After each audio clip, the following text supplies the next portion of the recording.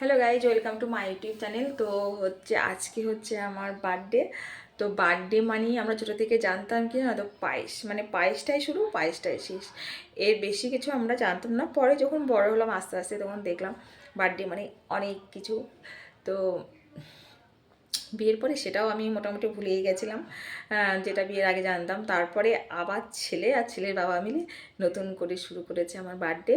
3 বছর ধরে সেটা ছোট করেই একদম পালন করা হয়। তো সেই মতো আজকে আমি বসিয়েছি পায়েস। চলো দেখবে, এই যে এখানে বসিয়েছি আমি পায়েস, তো আমার জন্মদিনের। Okay, bye, tata, happy birthday. Thank you. তো ঘুম থেকে উঠে ভোরবেলা একবার বলেছে আমার সোনা আমাকে হ্যাপি বার্থডে, তো আবার বললো, তাই না?